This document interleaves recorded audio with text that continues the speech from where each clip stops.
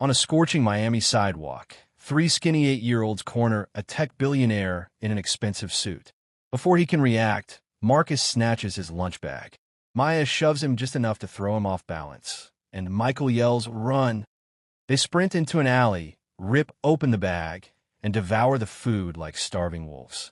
Then a thick leather wallet tumbles onto the dirty ground. Marcus opens it and freezes. Behind the cash and platinum cards sits a worn photo of their sick mom, Lisa, smiling like she used to. A shadow falls over them. The billionaire stands at the alley's entrance, eyes locked on the picture in Marcus's trembling hand. His voice cracks as he whispers, "Why do you have her photo? Where did you get this?" If you're enjoying this story of courage and second chances, please like this video, subscribe to our channel, and hit the notification bell so you never miss our inspiring stories. Drop a comment below telling us what you think will happen next. Your support means everything to us. 3 weeks earlier in Miami, where palm trees swayed and luxury cars gleamed, lived a woman named Lisa Carter. She wasn't rich. She didn't have a fancy condo or a reliable car. She didn't have a partner to lean on or savings to fall back on.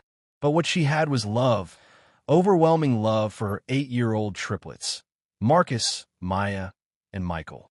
Their small apartment had peeling paint and a temperamental stove, but to the triplets, home was home because Mama was there. Lisa worked 2 jobs, cleaning office buildings at night and selling handmade jewelry at the beach during the day. She moved like a woman determined to outrun poverty, even though her body had been failing for months. Some mornings she woke dizzy. Other mornings, she couldn't stand without gripping the wall. But she never complained to the children. "Mama's fine," she'd say with a tired smile.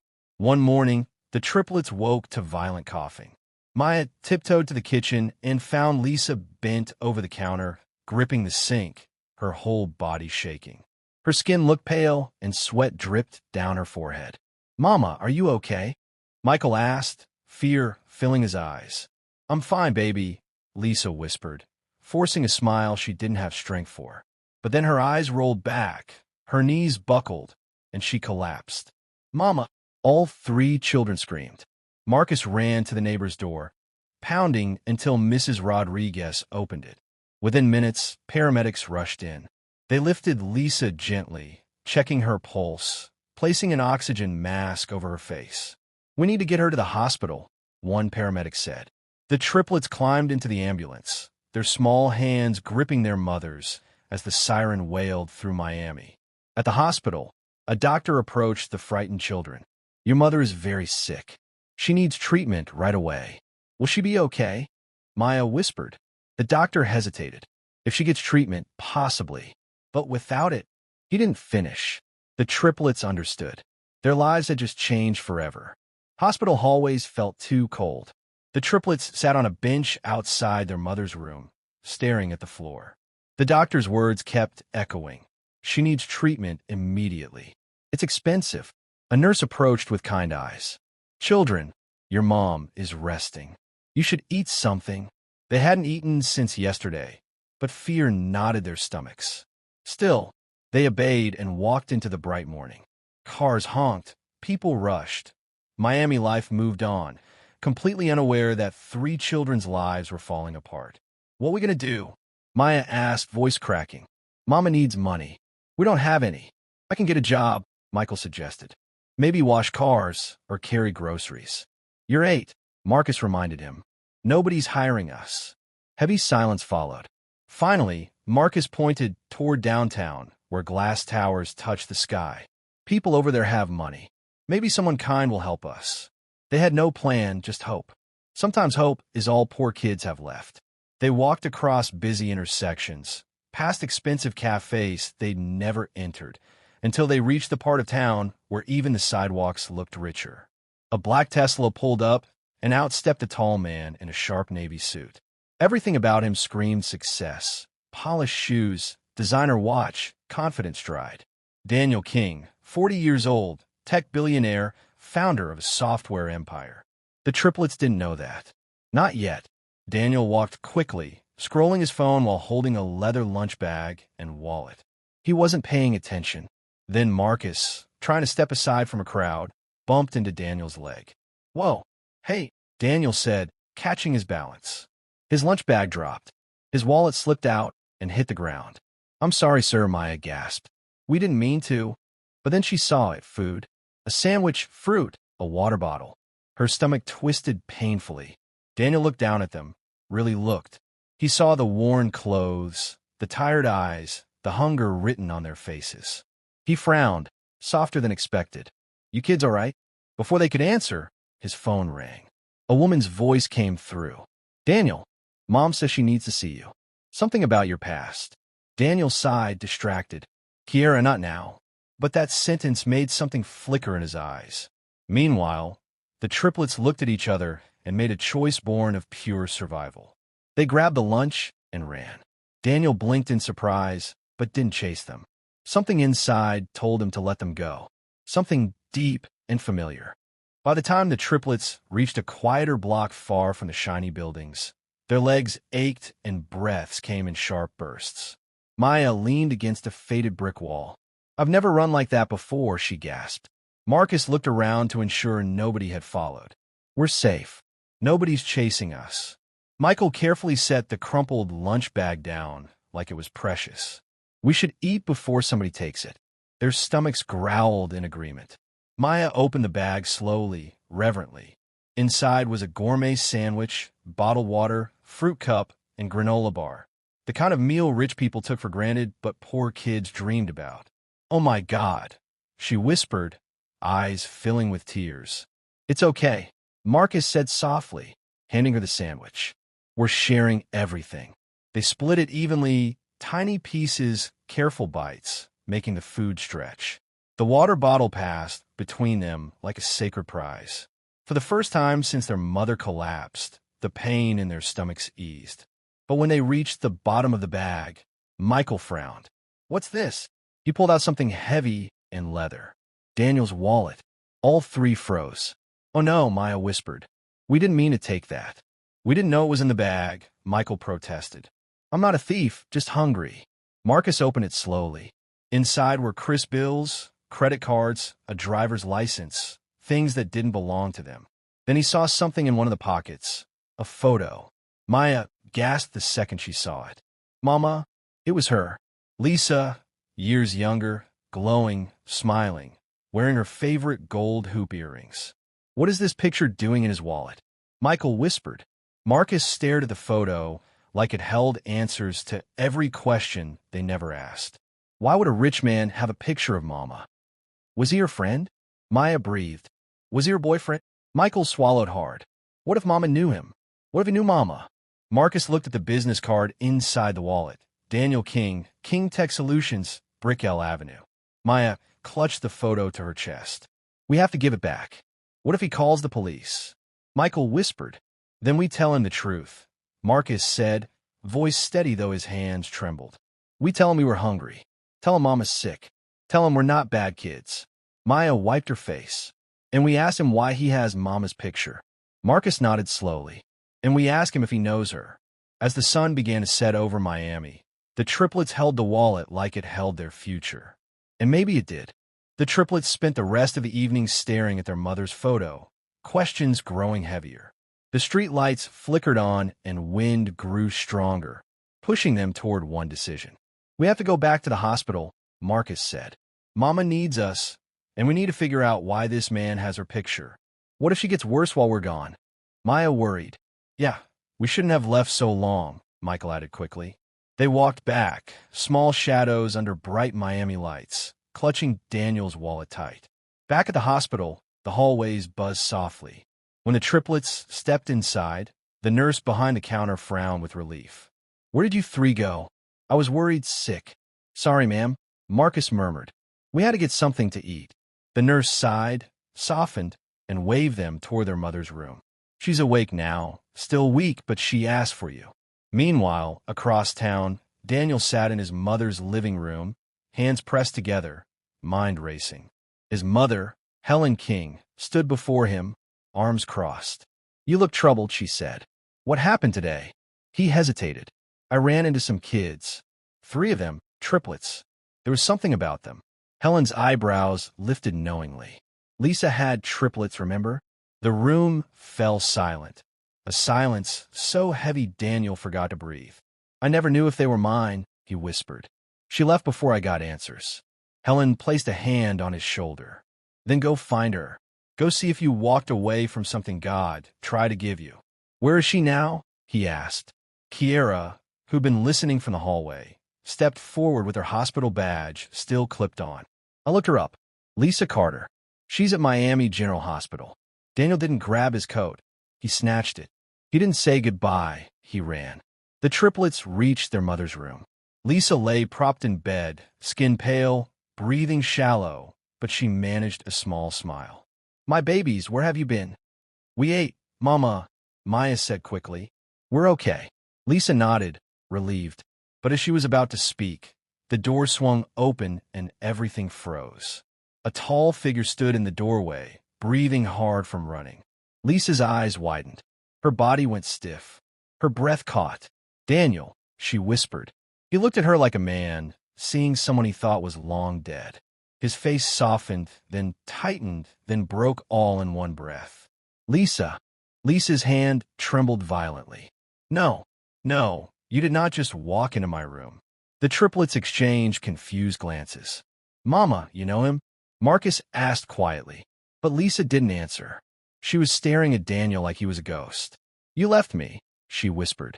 You left me when I needed you most. Daniel stepped forward slowly. Lisa, I didn't know where you went. I never knew. Stop, she screamed, voice cracking. Don't you dare lie in front of my children. The kids flinched. Nurses peeked in. Daniel's eyes glistened. Lisa, are they mine? His voice dropped to a painful whisper. Her breath hitched. Her tears fell. Get out. But the triplets weren't looking at Lisa. They were staring at Daniel. And for the first time, they saw truth in his eyes. He knew something. He felt something. He feared something. And everything was about to change. The room buzzed with tension, so thick the walls seemed to hold their breath. Lisa's chest rose and fell too fast, too unevenly. Her eyes locked on the man she'd prayed to forget. A nurse rushed in, sensing the distress. Sir, I need you to step out. She needs calm. But Lisa lifted a shaking hand. No, let him hear this. Let him hear every word. Daniel swallowed hard. Lisa, I didn't come to hurt you. I didn't even know you were here. Don't you dare start with that, she snapped, eyes blazing through tears. You always didn't know. You always had excuses. Maya tugged her mother's blanket gently. Mama, don't cry. Lisa cupped her daughter's cheek, trying to steady her voice. It's okay, baby. Mama's okay. Daniel stepped forward, guilt pressing on him. I swear to you, Lisa, I didn't know you were pregnant. You left. You disappeared. Lisa let out a bitter laugh, weak and exhausted. You want to know why I disappeared? Because I saw you, Daniel. I saw you with someone else. A woman, holding her hand, kissing her forehead like she was your world. Daniel froze. His breath left in one shaky exhale. My wife. She had cancer.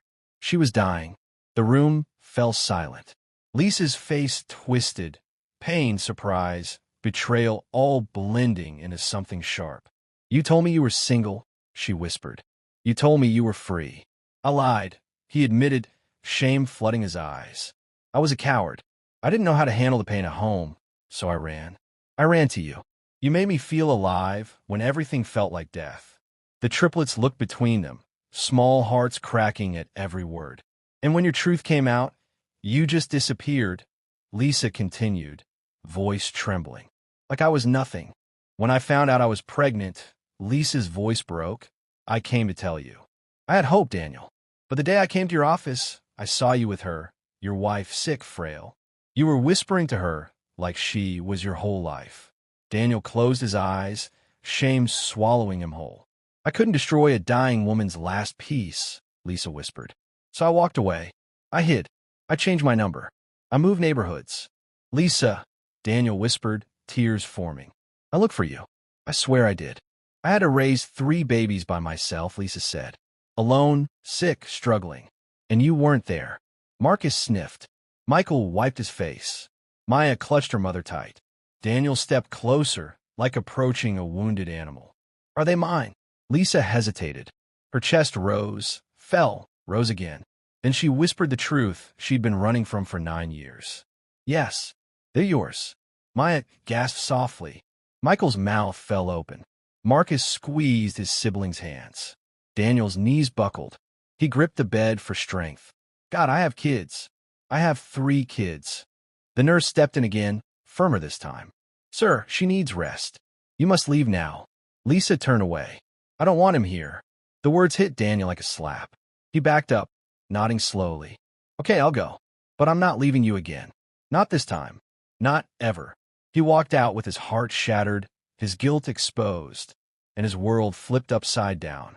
The next morning, sunlight poured into the hospital room. A nurse entered with a clipboard. Good news, Miss Carter. Your vitals are stable. The doctor says you can be discharged today. You'll need weekly treatments, but you're strong enough to go home. Lisa nodded weakly, grateful but terrified. Home meant responsibilities she wasn't strong enough for. Home meant bills she couldn't pay. The triplets helped pack her few belongings. As they moved down the hallway, Lisa's legs wobbled. A nurse steadied her. Hold on. Someone already took care of your hospital bill. Lisa froze. What? Who? The nurse smiled softly. A Mr. Daniel King. Lisa closed her eyes. Anger, relief, shame, gratitude, all collided inside her. The triplets exchanged glances. Mama, he helped you, Maya whispered. Lisa opened her eyes. Yes, but that doesn't erase the past. They stepped outside into the sunlight, Lisa leaning on her children for strength. It wasn't the end of their pain or questions, but it was the beginning of something new. The trip back home felt longer than ever. Lisa leaned against the bus window, eyes half closed, body weak, soul weaker. The triplets sat close, keeping watch like tiny guardians. When they reached their neighborhood, cracked sidewalks, flickering streetlights, loud neighbors, it felt both familiar and heavy. Marcus opened the apartment door gently. Welcome home, Mama. But Lisa didn't smile. She looked around the small apartment, and her shoulders sagged. This place had always been their refuge, but today it felt like a reminder of every struggle she couldn't protect her children from. Maya helped her mother onto the worn sofa. You okay, Mama? Need water? Lisa nodded weakly. Michael rushed to the sink, filling a cup carefully. She sipped slowly, hands trembling. All 3 kids sat on the floor in front of her, waiting, watching. Marcus finally spoke, quiet and hesitant. Mama, who was that man? Lisa closed her eyes, breathing through the ache. I didn't want you to find out like this. Not when everything's so messy. But Mama, you know him? Maya scooted closer. Why did he make you cry? Lisa wiped her eyes. His name is Daniel King. And a long time ago, before you were born, he and I knew each other. Like boyfriend-girlfriend? Michael asked bluntly. Lisa let out a humorless laugh. Something like that. But it didn't end right. He lied. He hurt me. And I decided to raise you all without him. Marcus held up the photo they'd found. Then why does he have this? Lisa's breath caught. She took it with shaking fingers. Seeing her younger self, smiling, burned her eyes with tears. I don't know why he kept this, but him having it doesn't change what happened. The kids could tell there was more, much more. But their mother was too fragile for more questions. Come here, Lisa whispered. The triplets climbed onto the sofa, curling around her like they used to when they were toddlers. Lisa kissed each forehead.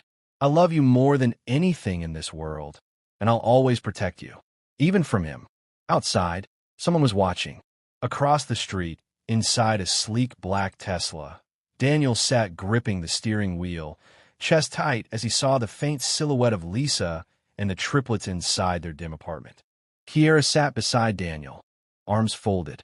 You sure you want to sit out here like some stalker? I just needed to know she made it home safe, Daniel murmured. Kiera studied his face, the regret in his eyes, the way he stared at that small apartment like it was sacred ground. She looks sick, Dan, Kiera said softly. Real sick. I know, Daniel whispered. And those kids, I can't get their faces out of my head. They look so hungry, so scared. Kiera touched his shoulder. You have a chance to fix this. Don't run this time. Daniel sighed deeply. I want help. I need to help. But Lisa hates me. She doesn't hate you, Kiera said gently.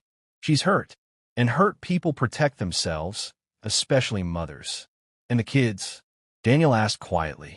You think they'll ever forgive me? Kiera smirked. Kids forgive quicker than grown-ups, especially when they see effort. Daniel took a shaky breath. I want to be in their lives. I want to make sure they never suffer again. But I don't know how. Kiera opened the car door. Step 1, show up. Step 2, try again. Step 3, keep trying. Daniel nodded, determination flickering to life. When he stepped out of the Tesla, a neighbor spotted him immediately. You lost, big man. The tone was suspicious, protective. Daniel raised his hands calmly. No trouble. Just making sure someone got home okay. The neighbor squinted. You Lisa's people? Daniel hesitated. I'm trying to be.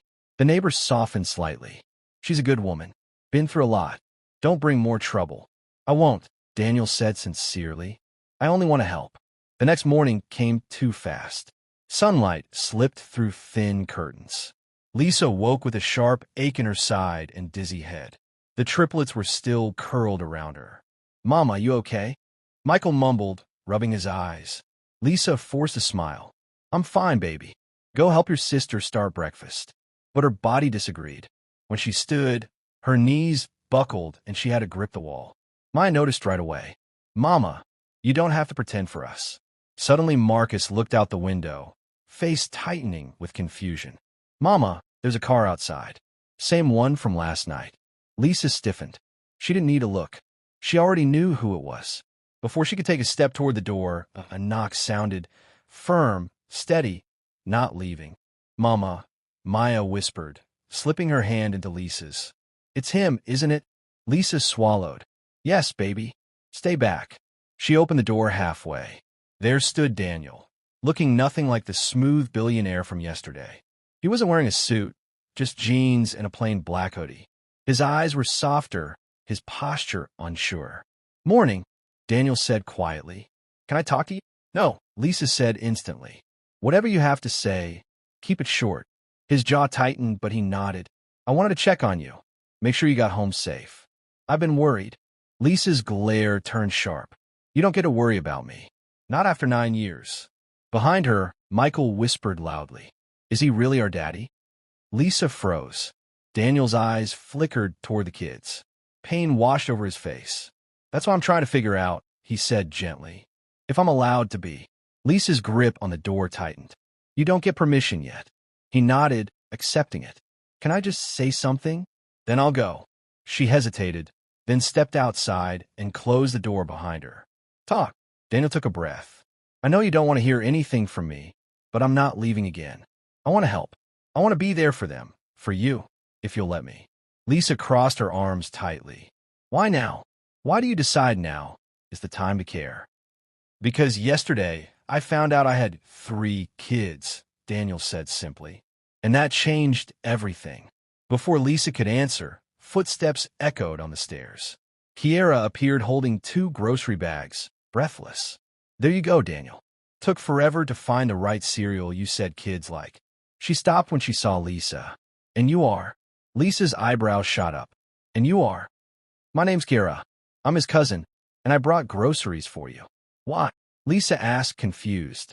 Because babies need food, and you don't look like you should be cooking. And well, we're family now if you'll let us be. Lisa stared at the overflowing bags, fruit, cereal, rice, milk, even snacks the kids rarely got. Her lips tightened. I don't need charity. It's not charity, Kiera said gently. It's love. Those words hit Lisa hard. Daniel stepped in, voice low. We're not trying to replace anything you built.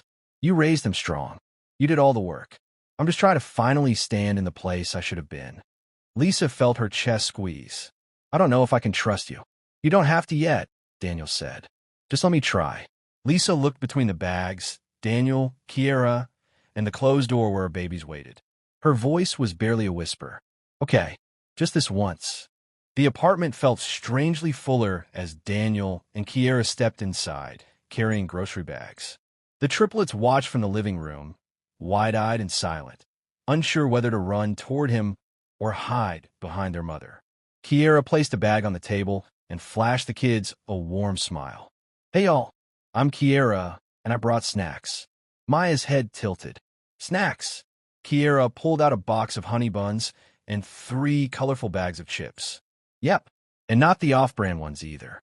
The kids looked at each other, shocked. They hadn't had name-brand snacks in a long time. While Kiera was making herself approachable, Daniel stood nervously, unsure where to start. Marcus stepped forward first, chin lifted. "So you really are our daddy?" The question hit the room like a drumbeat. Daniel swallowed.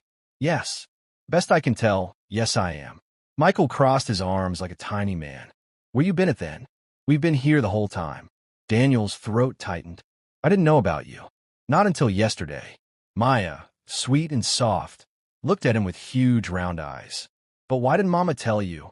Lisa closed her eyes. Daniel knelt so he could look the kids in the eyes. "Sometimes grown-ups make mistakes. Big ones. I made a mistake by not being truthful in the beginning. And your mama made a choice she thought would protect you." Marcus frowned. "Protect us from what?" Daniel glanced at Lisa, asking silently for permission. She gave a small, reluctant nod. "From pain," Daniel said. "From confusion. From a situation that wasn't fair to her." Michael's lips twitched. "So you wasn't good to Mama." Daniel didn't flinch. He didn't hide. "No, son, I wasn't." Silence. Then Marcus asked the question none of them had spoken aloud yet. "Are you going to leave again?" Daniel's answer came without hesitation. "No, I will never leave you again." The kids stared, studying him like detectives searching for lies. But Daniel's eyes stayed firm, steady, full of regret and something new, determination. Over the following days, Daniel showed up consistently. He brought meals, helped with laundry, drove Lisa to appointments. The triplets watched carefully, testing him in small ways. One afternoon at the park, Maya balanced on a low wall. "Daddy, watch me." The word hit Daniel like a warm wave. "I'm watching, sweetheart. Go on."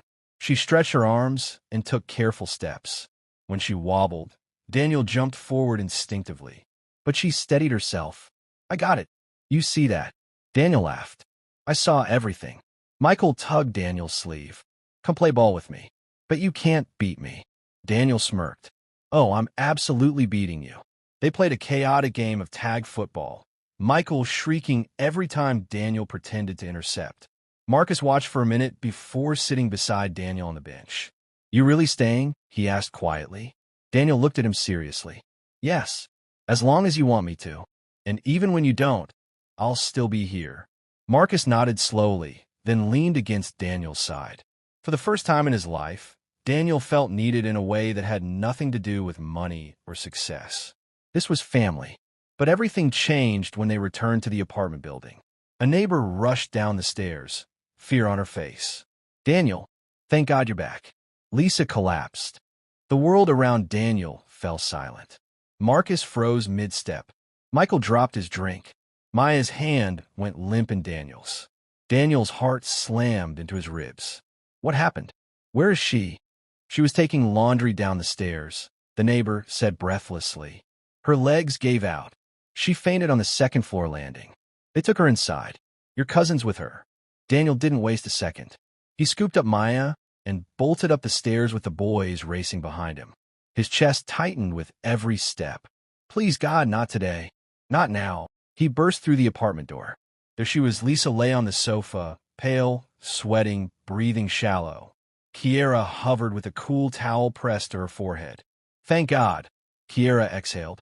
"She's awake now, but she's not steady." Daniel fell to his knees beside the sofa. "Lisa, baby, what happened?" Lisa's eyelids fluttered open. Her voice was barely audible. "I just got dizzy. Thought I could finish the laundry." "You shouldn't be lifting anything," Daniel choked out. "You're too weak." Her eyes filled with tears. "And who's going to do it, Daniel? The laundry fairy?" "I'm trying the best I can." "You have me," he said fiercely. "You have help now. Stop trying to do everything alone." The kid stood near the door, trembling. Marcus whispered, "Mama, please don't scare us like that." Maya wiped her eyes. "Mama, you promised you'd rest." Michael stepped forward, fists clenched. "I don't like this. I don't like when she falls." Lisa looked at her children, her brave, hurting children, and broke into soft sobs. "I'm sorry, babies. Mama's trying." Daniel touched her cheek gently. You don't have to try alone anymore. Lisa shook her head weakly. I don't want to depend on you. Not after everything. Daniel leaned closer, voice breaking. This isn't about me, Lisa. It's about them. They need you alive. And they need me too. Her breath quivered. Finally, she whispered, Okay, Daniel. Help me. The kids rushed forward, hugging her carefully. Daniel exhaled deeply, relief and fear mixing in his chest. Over the next few days, Daniel contacted the best specialists in Miami. Test results came back worse than expected. Lisa's liver was failing faster than anticipated. One evening, Daniel sat Lisa down. There's a treatment program, one of the best in the country. They can help you. I can't afford that, Lisa whispered. I know, Daniel said. That's why I'm paying. No, she said immediately. Absolutely not. This isn't about the past, Daniel said. It's about the future. She shook her head. I don't want you thinking you can buy your way back in. I'm not buying my way in, Daniel said. I'm working my way in. Silence dropped between them. He reached for her hand. Lisa, if something happens to you, those kids will be broken. Please let me help you. For them. Her chin trembled. Daniel, I'm scared. He squeezed her hand. Hope anyway. That night, when the triplets were asleep, Daniel checked on Lisa one more time. She opened her eyes slowly. You still here? She whispered. Yeah, he said softly. I'm not leaving. She nodded weakly. I'm scared, Daniel. We'll be scared together, he whispered. But we'll get through this. For the first time since the hospital, she believed him. But at 1:13 a.m., Daniel jolted awake to violent coughing.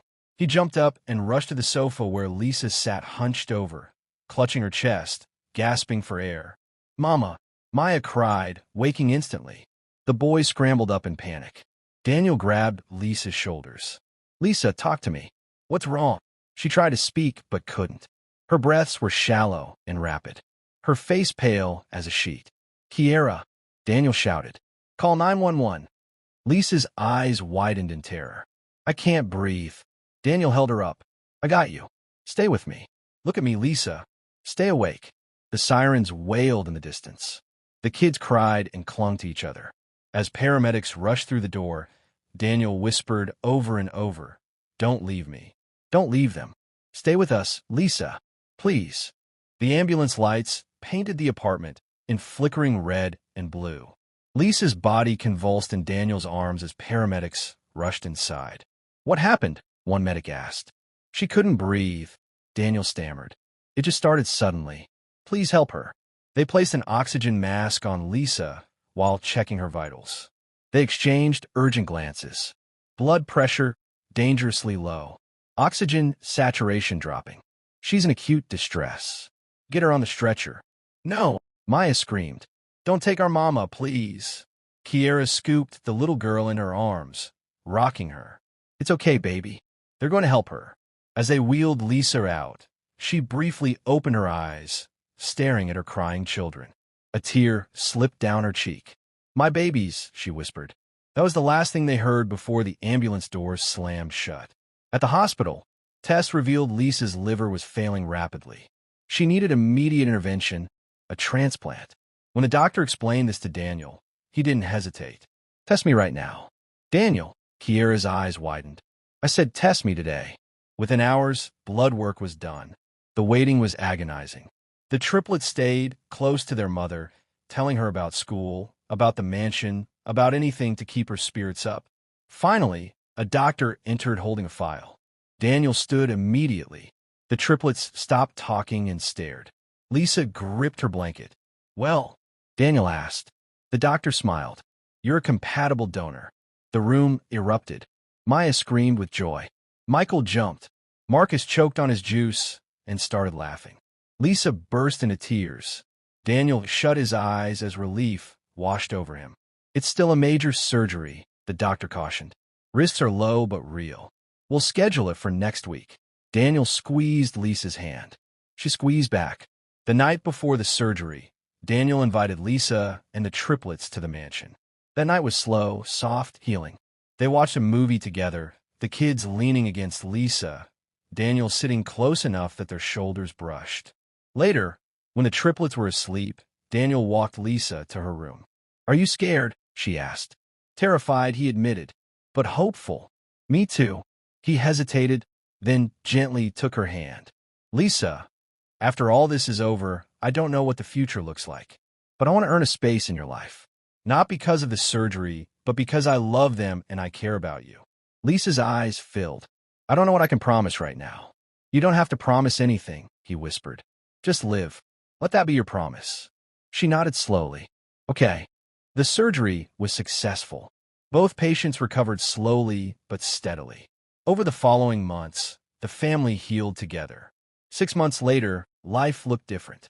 The triplets thrived in their new school. Lisa grew stronger each day, her scar a permanent reminder of the gift Daniel gave her, the gift of time. One evening, the family gathered in the backyard. The kids were roasting marshmallows, arguing loudly about the perfect level of crispiness. Daniel sat beside Lisa, watching them. How you feeling? Alive, she said softly. Still scared sometimes, but hopeful. He smiled. That's enough. She looked at him. You gave me more than an organ, Daniel. You gave me a chance to see them grow up. You don't owe me anything, he said. I know, she smiled gently. But I'm grateful. They sat in comfortable silence, watching their children run through the grass with glow sticks. You think someday you'll forgive me? Daniel asked softly. Lisa looked at her children, their laughter, their life, their joy. Already started, one day at a time. He looked at her, eyes burning. That's enough. Later that night, when the kids were in bed, Lisa kissed each forehead. You're safe. You're loved. You're home. She turned to leave and found Daniel still standing in the doorway. You should get some rest, he said quietly. She nodded. You too. Gotta keep that liver healthy. He grinned. It's your liver now. Our liver, she corrected. They shared one final soft smile. The house settled into peace. Not perfect, not certain, but healing. Some nights, Lisa still woke afraid. Some nights, Daniel still replayed the years he missed. Some days, the triplets still asked, You promise you're not leaving? And every time, both parents answered, We're here. We're staying. We don't give up. Because that was the heart of their story. 3 little kids who started with hunger and fear. A mother who fought when her body was breaking. A father who came late, but came with his whole heart. And a family who learned that sometimes the worst day of your life, the day you steal, the day you faint, the day everything breaks, can be the day everything begins. This family might bend, but they would never break. Not ever again. The end. Thank you so much for joining us on this incredible journey. If this story touched your heart, please like this video, subscribe to our channel for more inspiring stories, and comment, Mr. Hope, you made my day, if we brought some light into your life. Share this video with someone who needs hope today. Remember, no matter how broken things seem, healing is always possible. See you in the next story. God bless.